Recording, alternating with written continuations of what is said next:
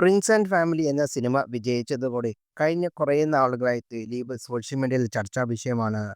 ദിലീപ് മലയാളത്തിലേക്ക് വീണ്ടും ശക്തമായ തിരിച്ചുവരവ് നടത്തുകയാണ് എന്നാണ് ചോദ്യങ്ങൾ.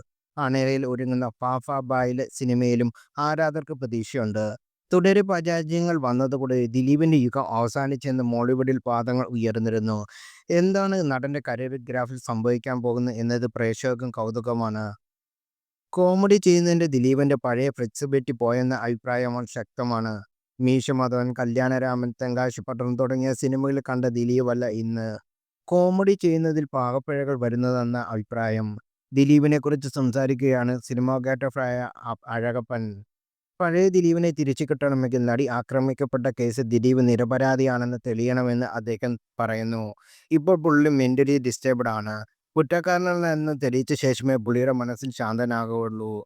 അതുവരെ പുള്ളി ഡിസ്റ്റർബ്ഡ് ആയിരിക്കും. മനുഷ്യന്റെ ഫീലിങ്സ് ഉണ്ടാകുമെന്നും അഴകപ്പൻ പറഞ്ഞു. മിസ്റ്റർ ബീൻ യൂട്യൂബിന് ചാനൽ നൽകിയ പ്രതികരണം.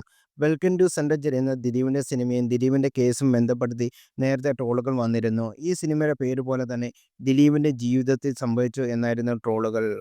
ഇതേക്കുറിച്ചും അഴകപ്പൻ സംസാരിക്കുന്നുണ്ട്. എനിക്കങ്ങനെ വിശ്വസിക്കാനാവില്ല. പിന്നെ റിലേറ്റ് ചെയ്യുമ്പോൾ അങ്ങനെ ആയിപ്പോയല്ലോ എന്ന് തോന്നിയിട്ടുണ്ട്. സങ്കല്പിക്കാൻ പറ്റാത്തടത്ത് പുള്ളി എത്തപ്പെട്ടു. ചെയ്ത പടത്തിന്റെ കഥ മുൻകൂട്ടി കണ്ടതുപോലെയാണ് തോന്നും. പക്ഷേ അങ്ങനെയല്ലായിരുന്നു. അറം പറ്റിയത് എനിക്ക് പറയാൻ പറ്റില്ല. പക്ഷേ പലരും പറയുന്നുണ്ടെന്ന് സത്യമാണെന്നും അഴകപ്പൻ പറയുന്നു. ദിലീപിന്റെ നിരവധി സിനിമകളിൽ സിനിമാറ്റോഗ്രാഫറായി അഴകപ്പൻ പ്രവർത്തിച്ചിട്ടുണ്ട്. നടി ആക്രമിക്കപ്പെട്ട കേസിൽ വിധി പ്രഖ്യാപനം അടുത്തിടെയാണ് ദിലീപ് സിനിമാലോകത്തും സോഷ്യൽ മീഡിയയിലും കൂടുതൽ ചർച്ചയായപ്പെടുന്നത്. ദിലീപിനെ വെള്ളപൂശാനുള്ള PR തന്ത്രങ്ങൾ നടക്കുന്നുണ്ടെന്ന് വിമർശനങ്ങൾ പറയുന്നു.